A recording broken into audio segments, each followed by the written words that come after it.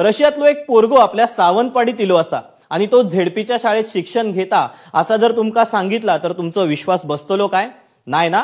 पण खरा असा कोण असा तो पोरगो आणि तो आपल्या सिंधुदुर्गात कसं इलो पाहूया या स्पेशल रिपोर्ट मधून।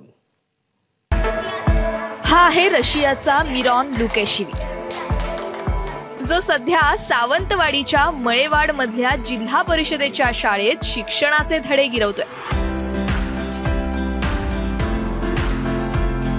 भारत भ्रमंतीसाठी आलेल्या मिरॉनच्या कुटुंबाने रशिया युक्रेन युद्धामुळे भारतातच काही काळ आपला मुक्काम वाढवला।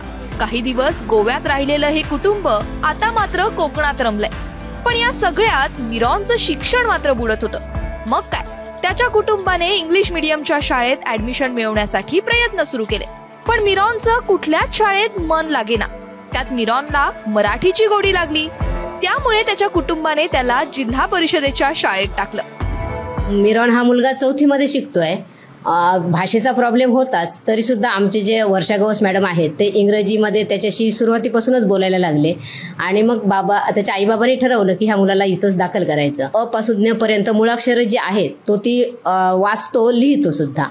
तसेच त्यानंतर गणिती क्रिया ज्या आहेत, बेरीज वजाबाकी, ते सुद्धा तो करतो।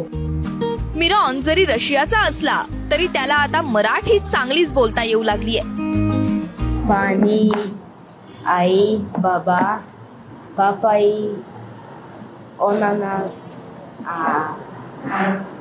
चिलगुटिया गुदगुद बोला,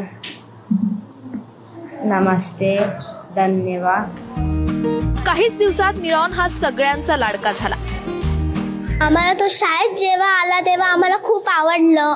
तो शाळेत आलेला ना तेव्हा सगळीच मुलं खुश झालेले, शिक्षक सुद्धा खुश झालेले आणि जेव्हा तो आलेला तेव्हा आमच्या सोबत खूप खेळला, मजा आली आम्हाला। खूप माझं इंग्लिश कच्चं होतं व मला इंग्लिश जरा जरा यायचं व आता इंग्लिशमध्ये खूप सुधारणा झाली आहे व मला आता इंग्लिश नीट बोलू येतं।